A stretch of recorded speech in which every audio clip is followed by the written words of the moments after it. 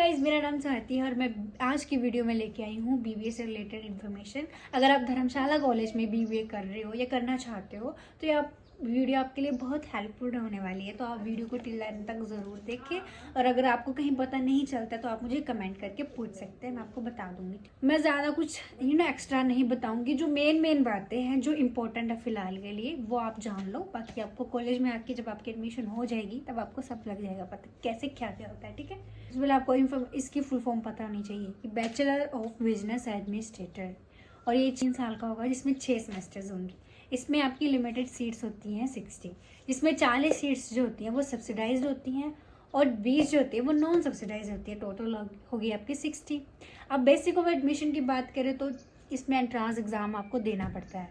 ठीक है, और इसमें एडमिशन लेने की भी 4 स्टेजेस होती हैं। सबसे पहले तो मैंने आपको बता दिया कि एग्ज़ाम देना पड़ता है ना, लेकिन उससे पहले आपको फॉर्म फिल करना पड़ेगा, है ना। तो वो जब आप फॉर्म फिल करोगे तो उसमें आपका 10th और +2 का जो मार्क लिस्ट जो है ना वो इम्पोर्टेंट बहुत रोल निभाती है। मतलब उससे भी आपको मार्क्स लगते हैं, उसके आपको 20 नंबर लगते हैं। 10 आपके 10th की मार्क्स को देख के आपको नंबर लगाएंगे और 10 नंबर आपके +2 के मार्क्स को देख के आपको 10 नंबर लगाएंगे, मतलब टोटल 20 नंबर। अब उसके बाद आता है आपका रिटन टेस्ट, जिसके मैंने कहा हर एंट्रांस एग्जाम होता है, तो वो आपका 60 नंबर का होगा। तो वो अब 60 नंबर का होगा ना, तो उसमें भी 4 डिवीज़न मतलब 4 पार्टों में डिवाइड करा होता है। तो उसमें 4 तरह के अलग अलग टॉपिक्स के 30 क्वेश्चन आएंगे। तो सबसे पहले आपके क्वेश्चन जो आएंगे जनरल इंग्लिश के बारे में आएंगे, जनरल मैथमेटिक्स के बारे में आएंगे, जनरल अवेयरनेस के बारे में आएंगे, मैनेजमेंट एप्टीट्यूड के बारे में। तो ये चारों टॉपिक्स के 30 क्वेश्चंस आएंगे। ठीक है, एंड देन ये आपका टोटल 60 मार्क्स का आएगा। एंड देन जो थर्ड स्टेज है ना वो आपका ग्रुप डिस्कशन होगा। ग्रुप डिस्कशन में भी आपके 10 मार्क्स लगेंगे।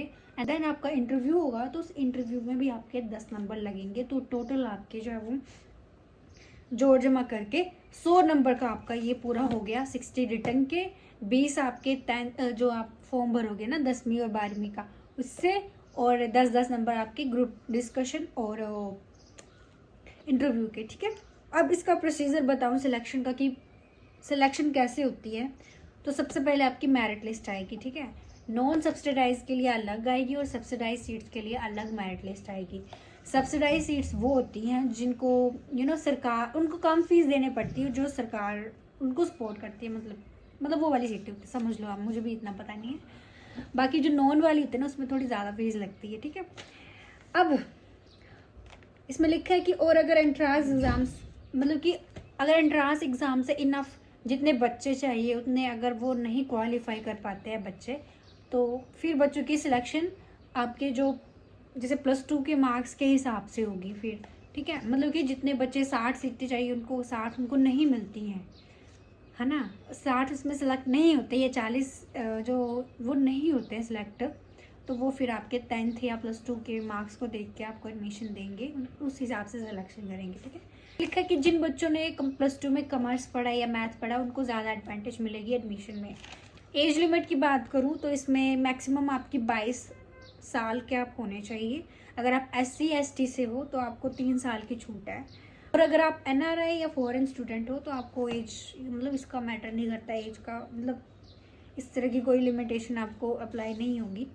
अब बात करते हैं एलिजिबिलिटी ऑफ प्रमोशन, मतलब कि नेक्स्ट सेमेस्टर या नेक्स्ट ईयर में जाने का क्या प्रोसीजर है, क्या रूल रहेगा। तो सबसे पहले अगर आपका फर्स्ट सेमेस्टर या फर्स्ट ईयर है तो उसमें आप पास हो जाते हो, लेकिन उसमें भी आपको 45% मार्क्स आपको चाहिए। मतलब कि आपको पासिंग मार्क्स लेने हैं हर सब्जेक्ट में, तभी आप जब नेक्स्ट क्लास में बैठ सकते हैं। मतलब कि थ्योरी में आपको 32 मार्क्स और इंटरनल असेसमेंट में आपको 13 मार्क्स, टोटल हो गया आपके 45 मार्क्स आपको चाहिए नेक्स्ट क्लास में बैठने के लिए। अगर कंपार्टमेंट की बात करो, अगर आपको कंपार्टमेंट आ जाती है तो बच्चे उसी का पेपर देंगे जिसमें वो फेल हुए, बाकियों का उसको पेपर देने की ज़रूरत नहीं है। और डिवीज़न अभी तो ये सब आपको वो कॉलेज वाले बता देंगे, फिलहाल ये बताने की ज़रूरत नहीं है। डिग्री कंप्लीशंस रूल, स्टूडेंट को अपनी BBA की डिग्री मैक्सिमम 5 सालों में कंप्लीट करनी होती है। अगर आप 5 साल से ज़्यादा लगा देते होंगे ना, बच्चे फेल भी हो जाते हैं, तो अगर 5 साल से ज़्यादा हो गया आपका उनका, तो वो उनको डिग्री नहीं मिलेगी इसके। ये सब तो हो गया आपका सब्सिडाइज सीट्स का। ठीक है, अब आते हैं हम नॉन सब्सिडाइज सीट के ऊपर कि उनकी एडमिशन कैसे होती है। तो यहाँ पे लिखा है कि अगर नॉन सब्सिडाइज्ड सीट्स के लिए एप्लीकेंट ज़्यादा आती है, मतलब ज़्यादा एप्लीकेशंस आती हैं, तो सिलेक्शन का प्रोसेस जो होगा, जैसे कि उसके लिए होगा कि उनके 10th के मार्क्स देखे जाएंगे, +2 के मार्क्स देखे जाएंगे, फिर उनका ग्रुप डिस्कशन के थ्रू उनको नंबर मिलेंगे, रिटन टेस्ट भी होगा उनका, और साथ में उनका इंटरव्यू भी होगा, ठीक है। तो इस बेस पे उनकी एडमिशन होगी। मतलब मान लो कि जितनी सब्सिडाइज्ड सीट्स है उतनी या उससे कम अगर आते हैं एप्लीकेंट तो डायरेक्ट एडमिशन हो जाएगी। अगर ज़्यादा हो जाते हैं, ज़्यादा क्वालिफाई है, ज़्यादा आते हैं बच्चे, तो उनके लिए ये सब चीज़ें करनी पड़ेंगी, ठीक है, समझ गए ना आप।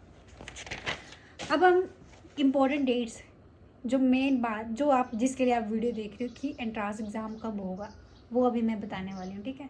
आई थिंक इसका पोर्टल स्टार्ट हो चुका है, तो आप देख सकते हो।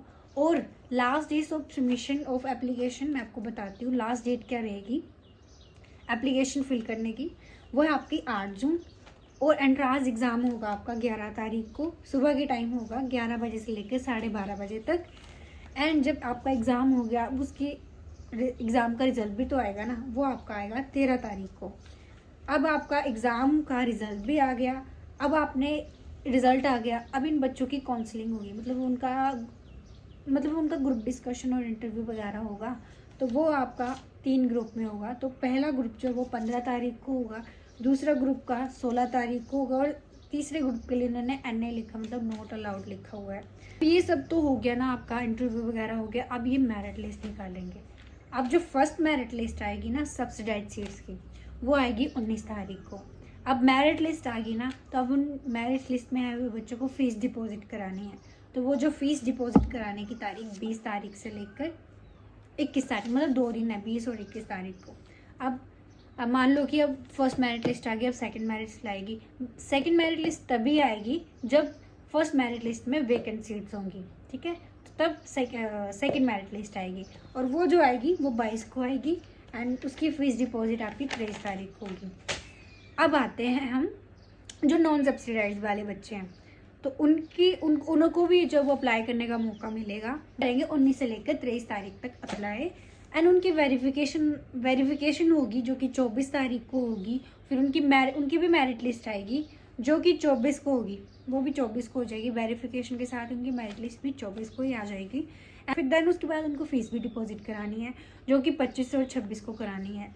अब ये सब हो गया, आपका मेरिट लिस्ट आ गई, आपकी सब्सिडाइज नॉन सब्सिडाइज दोनों सीटों की आ गई, ठीक है। अब आपको वो नोटिफाई कर देंगे कि कब से आपकी रेगुलर क्लासेस लग रही हैं, जो कि आपको कॉलेज की वेबसाइट में लग जाएगा पता। तो ये सब आई होप कि आपको लग गया होगा पता। मैंने जल्दी बताया क्योंकि मैंने चाहता कि आपका टाइम वेस्ट हो। तो ये सब था, तो आई होप कि आपको हेल्प करेगा। तो प्लीज़ मेरे चैनल को लाइक शेयर सब्सक्राइब कर दो, ताकि आप आगे और भी इम्पोर्टेंट चीज़ें हैं जो बताने को हैं, तो आपको वो सब पता चल जाए। तो ठीक है, बाय बाय दोस्तों। अगर आपको कोई भी चीज़ में डाउट रह गया तो आप मुझे पूछ लेना।